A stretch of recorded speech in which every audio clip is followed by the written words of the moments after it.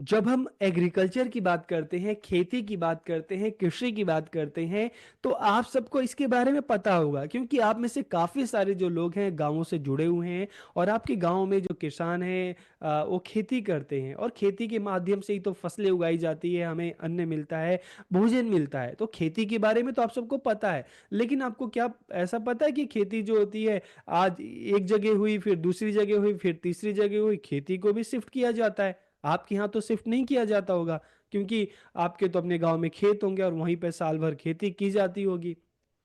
लेकिन फिर क्वेश्चन आता है कि ये शिफ्टिंग कल्टीवेशन क्या होती है? क्या जो कल्टीवेशन है, कृषि है, इसको भी एक जगह से दूसरी जगह बार बार शिफ्ट किया जा सकता है? क्या ऐसा पॉसिबल है? तो इस वीडियो में हम शिफ्टिंग कल्टीवेशन के बारे में जानेंगे, समझेंगे कि शिफ्टिंग कल्टीवेशन होता क्या है और एनवायरनमेंट पर इसका क्या इम्पैक्ट होता है। तो देखिए, शिफ्टिंग कल्टीवेशन को झूम खेती भी कहते हैं और इसको स्थानांतरित कृषि भी कहते हैं, जो हमेशा जिसका स्थान बदलता रहता है, आज एक स्थान पर, फिर दूसरे स्थान पर, फिर तीसरे स्थान पर। तो किस तरह से की जाती है, इस वीडियो में हम इसी पर बात करेंगे। तो वीडियो को पूरा देखिए, आखिर तक देखिए और लास्ट में कमेंट करके जरूर बताइए कि वीडियो आपको कैसा लगा। तो वीडियो को हम शुरू करते हैं।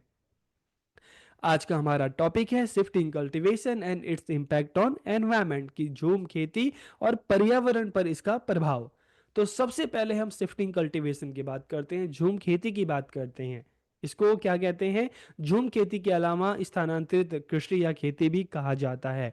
तो देखिए, जब हम शिफ्टिंग कल्टीवेशन की बात करते हैं ना, तो अगर क्वेश्चन मान लो इस तरह का आता है कि शिफ्टिंग कल्टीवेशन क्या है और शिफ्टिंग कल्टीवेशन का प्रोसेस क्या है, प्रक्रिया क्या है, तो आप सेम यही आंसर आप लिख सकते हैं। ठीक है। तो shifting cultivation is an agriculture practice, की स्थानांतरित जो खेती है, कृषि की एक पद्धति है, मतलब खेती करने का एक तरीका है। तो किस तरह का तरीका है? तो इसमें सबसे पहले क्या किया जाता है कि ज्यादातर जो जंगल में रहने वाले लोग हैं, आदिवासी समुदाय के लोग हैं, जंगलों से जो जुड़े लोग हैं, जब उनको खेती करनी होती तो क्या करते हैं, जंगल के किसी एक छोटे क्षेत्र को क्या करते हैं, वहां पर पेड़ पौधों को काट कर, झाड़ियों को काट कर, उसको जलाकर उस पूरे क्षेत्र को साफ कर दिया जाता है। ठीक है। और जब उसको जलाकर काट कर उस एक जंगल के एक क्षेत्र को साफ कर दिया जाता है, फिर उस भूमि को साफ कर कर उस पर फसलें उगाई जाती है। The land is cleared and crops are grown on it. ठीक है। फिर क्या होता है, farmers use this land for a few year, कि किसान इस भूमि का उपयोग कुछ वर्षों तक खेती के लिए करते हैं। मतलब जब उस जमीन को साफ कर दिया जाता है तो किसान कुछ साल तक उस पर खेती करते हैं। लेकिन कुछ सालों बाद जब उस मिट्टी की उपजाऊ शक्ति कम हो जाती है, after a few years the soil becomes less fertile, तो उसके बाद क्या होता है कि जब उस भूमि की उपजाऊ शक्ति खत्म हो जाती है तो लोग, कृषक क्या करते हैं, उस भूमि को वैसे ही छोड़ देते हैं। ठीक है। वैसे ही छोड़ देते हैं ताकि ये जो जमीन है फिर से रिपेयर हो जाए।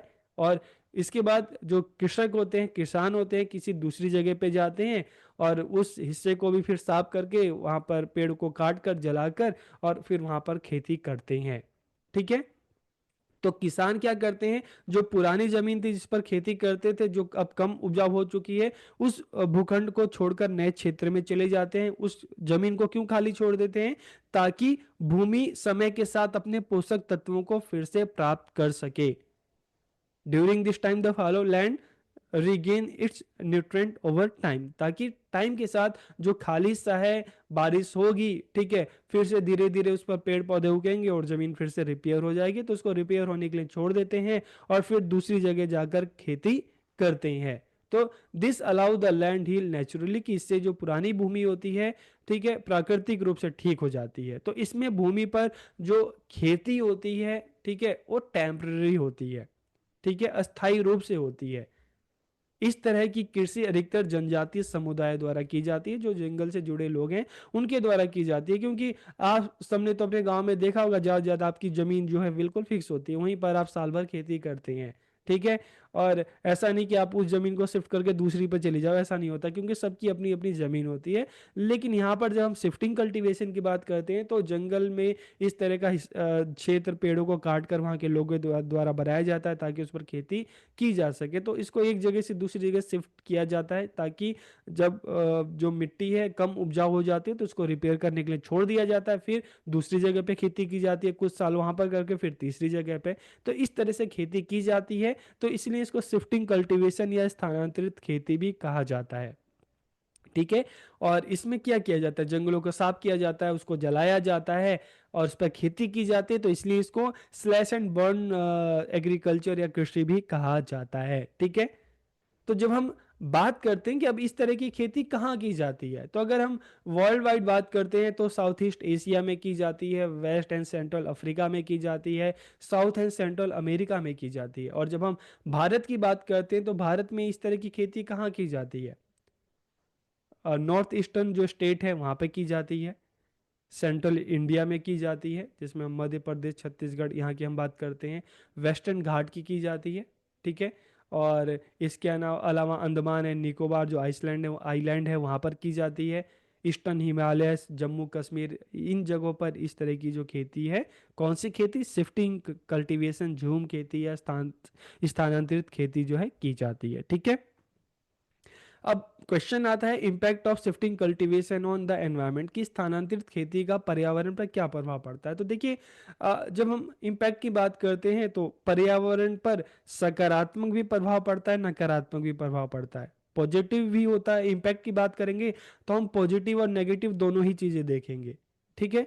तो सबसे पहले अगर हम इसके एडवांटेजेस की बात करते हैं, मतलब इसका क्या पॉजिटिव इम्पैक्ट पड़ता है, अगर हम उसकी बात करें तो it can help restore soil fertility, कि इसमें क्या होता है कि मिट्टी की उर्वरता को बहाल करने में मदद करता है। किस तरह से, कि जब किसान कुछ सालों तक जमीन पर खेती करते हैं, खेती करने के बाद जब उस जमीन की जो उपजाऊ शक्ति है कम होने लगती है, तो किसान क्या करते हैं, उसको छोड़ देते हैं। ठीक है। उसको कुछ सालों तक छोड़ देते हैं और दूसरी जगह जाके खेती करते हैं। और जब उस जमीन के हिस्से को छोड़ दिया जाता है तो कुछ टाइम बाद वो फिर से बारिश होती है, उस पर पेड़ पौधे उगते हैं, तो फिर से वो चीज़ें रिपेयर हो जाती है। तो it can help restore soil fertility, कि इससे मिट्टी की जो उर्वरता को बाहर करने में मदद मिलती है। ठीक है। और it can help maintain ecological balance, यह पारिस्थितिक संतुलन बनाए रखने में मदद करता है। किस तरह से, कि देखिए, अ, अ, किसानों को खाना चाहिए था, फूड चाहिए था, तो जंगल के हिस्से को उन्होंने साफ करके वहां पर उन्होंने खेती की। ठीक है। अब खेती की और कुछ टाइम बाद जब जमीन की जो उपजाऊ शक्ति कम होने लगी तो क्या किया, किसानों ने उस जमीन को खाली छोड़कर दूसरी जगह चले गए, ताकि वो जमीन फिर से रिपेयर हो सके, वो फिर से ठीक हो सके। तो क्या होगा, इससे जो इकोलॉजिकल जो सिस्टम है वो बैलेंस रहेगा। ठीक है, मेंटेन होगा, जमीन खुद को अपने आप रिपेयर करेगी।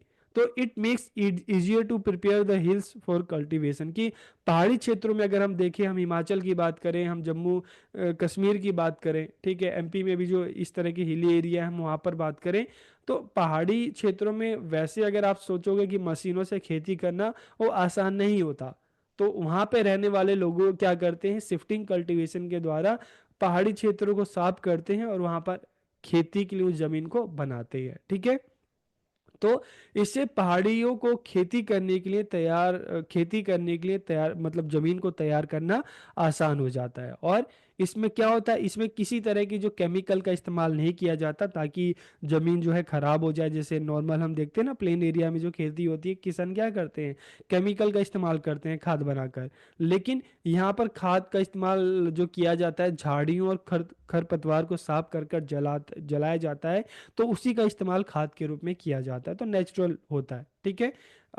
और इसके अलावा mountain rivers provide a study and suitable water supply to the crops, की अक्सर माउंटेन रिवर जो होती है, पहाड़ों पे से जो पानी आता है नीचे की तरफ, तो उधर ही इस तरह की कल्टीवेशन की जाती है, ताकि जो पानी का सोर्सेस जो है वो खेती के लिए आराम से मिल सके। तो पहाड़ी नदियां जो है फसलों को एक स्थिर और उपयुक्त जल आपूर्ति प्रदान करती हैं, जिससे खेती आराम से हो सके। तो इसके कुछ जो एडवांटेजेस हैं।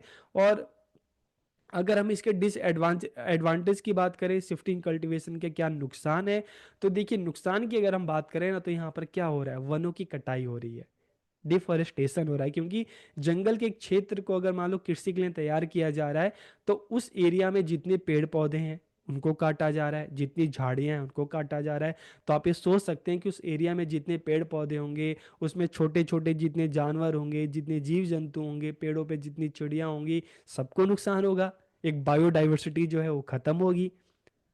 और उसके अलावा दूसरी बात अगर हम देखें, तो जब पेड़ों को काट कर जलाया जाता है तो उसमें कितने जीव जंतु मर जाते होंगे। ठीक है। दूसरी चीज है, उससे एयर पोल्यूशन भी होता है, धुआं जाता है।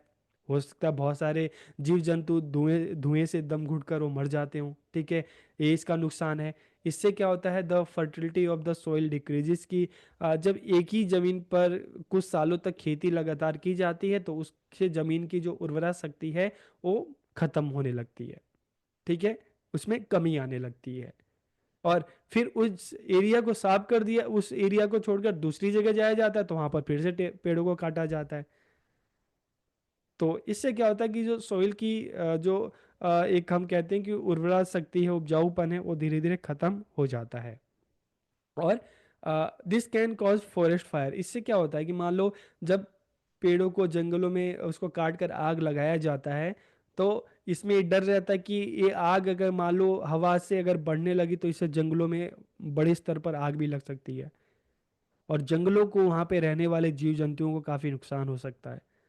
और पहाड़ी क्षेत्रों में जब हम देखते हैं कि जब इस तरह की खेती की जाती है और पेड़ पौधों को काटा जाता है तो उससे क्या होता है, उससे जब पहाड़ों पर जब बारिश होती है तो पेड़ों की वजह से वो जो क्या कहते हैं मिट्टी है, ठीक है, पेड़ों की जो जड़ें हैं मिट्टी को पकड़ के रखती है तो उससे लैंडस्लाइड होने का इतना डर नहीं होता।